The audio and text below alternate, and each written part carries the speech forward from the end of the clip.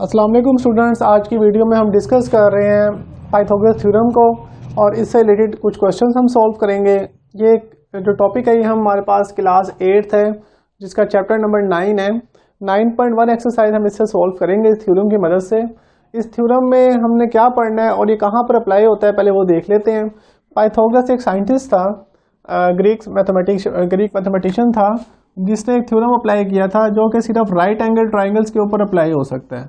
तो right angle triangle इसमें होनी मस्ट है और दूसरी ट्राइंगल्स पे अप्लाई नहीं होता।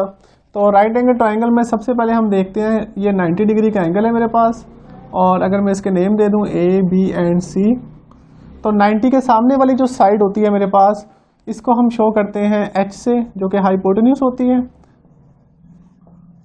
हाइपोटेन्यूज, ये नीचे वाली साइड को हम बेस कह सकते हैं और ये मेरे पास परपेंडिकुलर है। ये जो परपेंडिकुलर और बेस होता है इसको हम इंटरचेंज भी कर सकते हैं क्योंकि यहाँ पर एंगल अभी मेंशन नहीं है। अगर एंगल दिया हुआ होता तो फिर हम उसके लिहाज से बेस परपेंडिकुलर चेंज कर लेते हैं। पाइथागोरस ने हमें ये बताया था कि हमारे पास जो 90 के सामने वाली साइड होती है जो सबसे बड़ी होती है, हाइपोटेन्यूज का स्क्वायर हमेशा बराबर होता है बेस का स्क्वायर प्लस परपेंडिकुलर का स्क्वायर। ये यूज़ कहाँ पर होता है? जब आपके पास टू साइड्स गिवन होती हैं, टू साइड्स गिवन और थर्ड साइड हमने फाइंड करनी होती है। यहाँ पे हम वन साइड लिख सकते हैं, वन साइड अननोन। तो अगर दो साइड्स मुझे पता हो किसी भी राइट एंगल ट्राइंगल में तो मैं तीसरी साइड फाइंड कर सकता हूँ इस थ्योरम की मदद से। यही इस थ्योरम की स्टेटमेंट है पाइथागोरस थ्योरम की कि हाइपोटेन्यूज का स्क्वायर बराबर होता है बेस का स्क्वायर प्लस परपेंडिकुलर का स्क्वायर। और ये जो h होगा ये हमेशा सबसे ग्रेटेस्ट साइड होगी, ये ग्रेटेस्ट साइड होती है। इससे बड़ी साइड या इसके इक्वल साइड नहीं आ सकती। ये दोनों साइड्स इक्वल भी हो सकती हैं बेस और परपेंडिकुलर, और डिफरेंट भी हो सकती हैं। तो अभी हम इसके रिलेटेड क्वेश्चन स्टार्ट करते हैं एक्सरसाइज 9.1 से। तो उसमें हम देखते हैं कि थ्योरम हमारे लिए किस तरह हेल्पफुल होता है। ओके स्टूडेंट, इन दो क्वेश्चंस को हम सॉल्व करते हैं इस थ्योरम की मदद से। तो सबसे पहले हम देखते हैं कि हमारे पास इसमें यहाँ पे 90 का एंगल बन रहा है। तो 90 के सामने जो मेरे पास साइड होती है वो हाइपोटेन्यूज होती है और इसको मैं बेस कंसीडर कर लेता हूँ और ये मेरे पास परपेंडिकुलर है।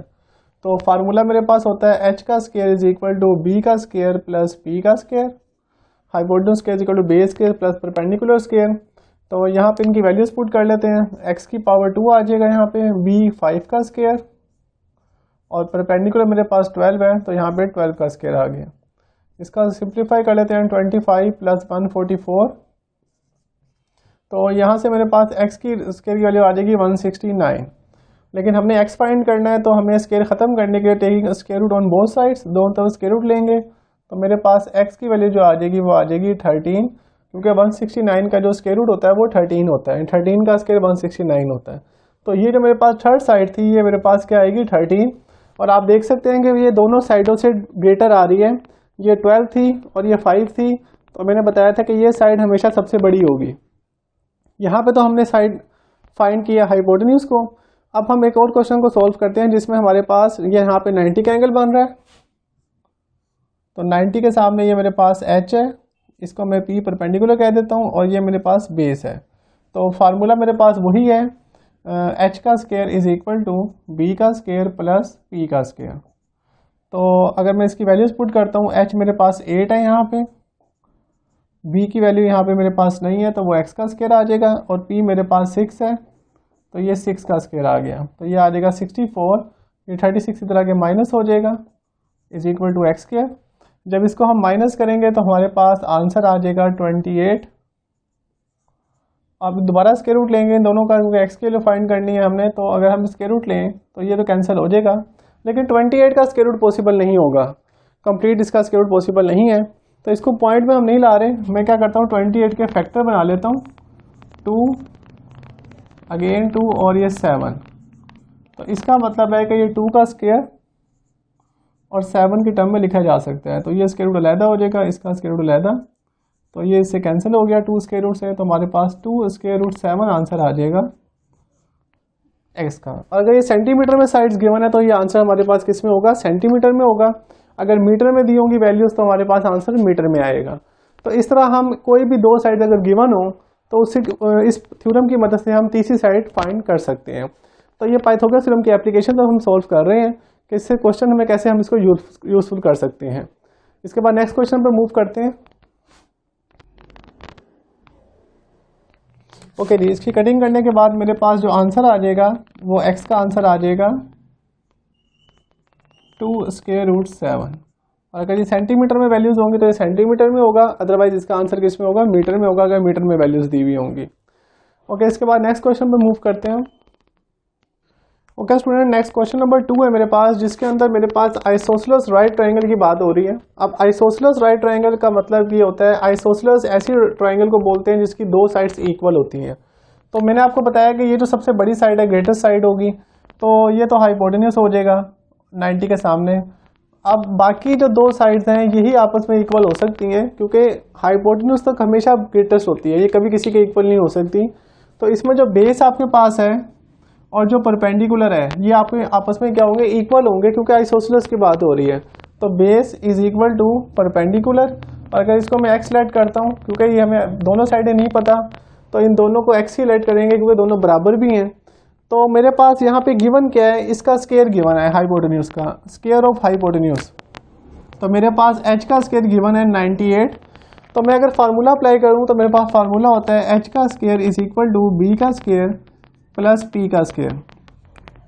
तो स्टूडेंट्स में वैल्यू पुट कर लेते हैं। हाइपोटेन्यूस का स्केयर 98 है, तो यहाँ पे 98 आ जाएगा। उसके बाद मेरे पास बी की और पी की वैल्यू दोनों एक्स होंगी,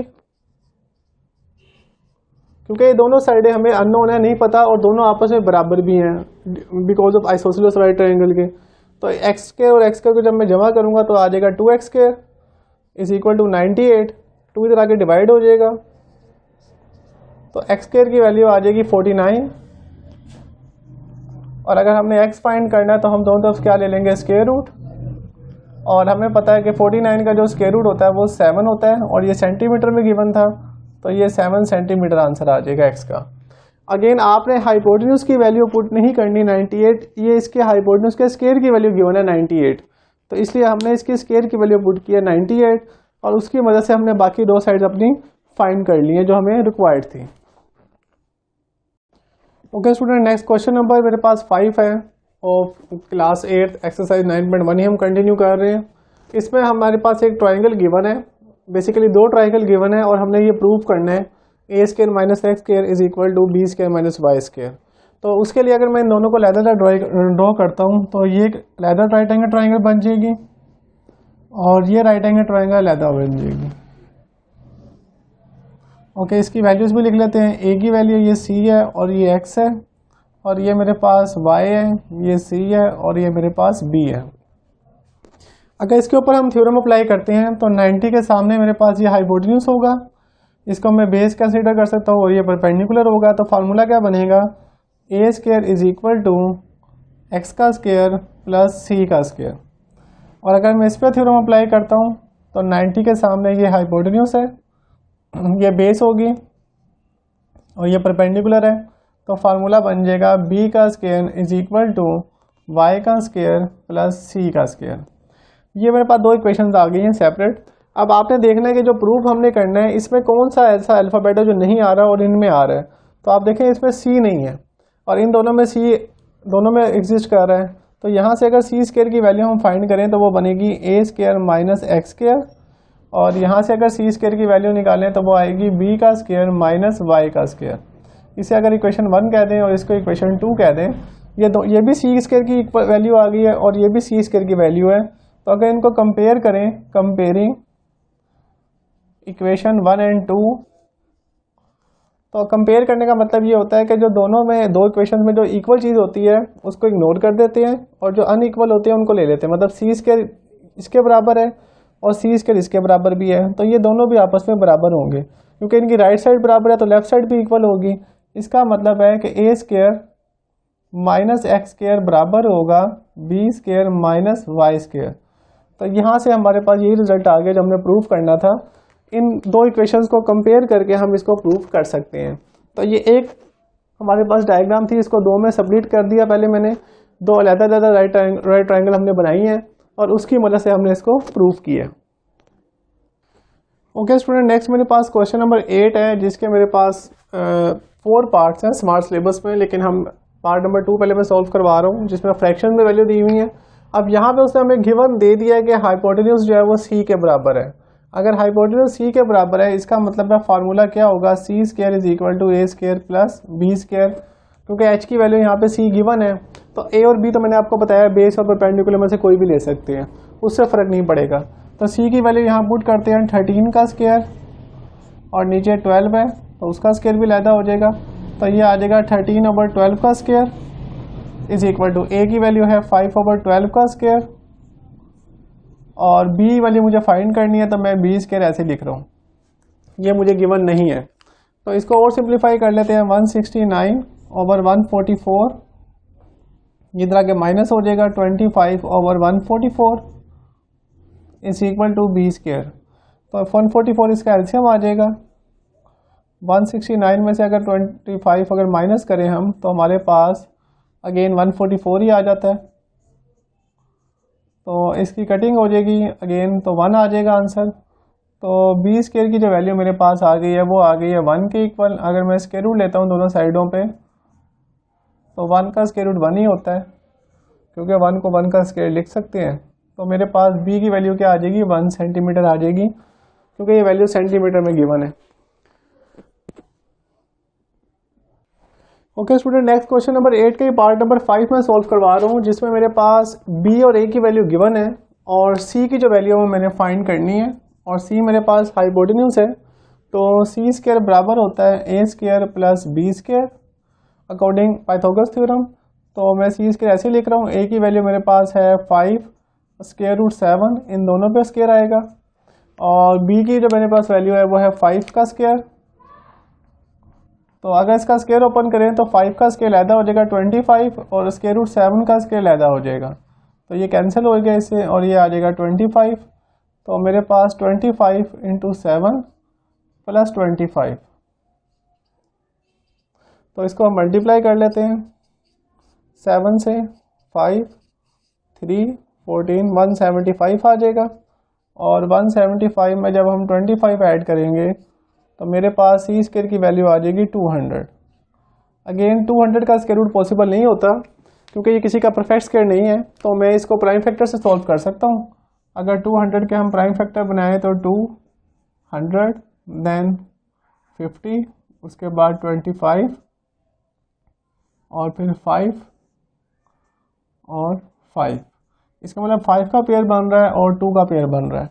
तो 2 पेयर्स पूरे बन रहे हैं, एक 2 नहीं बन रहा, तो उसको हम अलग कर लेते हैं। तो मेरे पास जब मैं इसका स्क्वायर रूट लूँगा, यहीं पर स्क्वायर रूट ले लेते हैं, ये कैंसिल हो जाएगा इससे। तो इसके ऊपर जब स्क्वायर रूट हमने लिया है तो उसके हमारे पास 2 का स्क्वायर बना, 5 का स्क्वायर बन गया, लेकिन 2 का स्क्वायर रूट नहीं बन रहा, तो वो अलहदा रहेगा 2, ये स्क्वायर कैंसिल हो जाएंगे। तो 2 को 5 से मल्टीप्लाई करेंगे 10, तो 10 स्क्वायर रूट 2 मेरे पास c की वैल्यू आ जाएगी, जो कि रिक्वायर्ड थी, और ये डेसीमीटर में आएगी, क्योंकि ये दोनों डेसीमीटर में गिवन थे।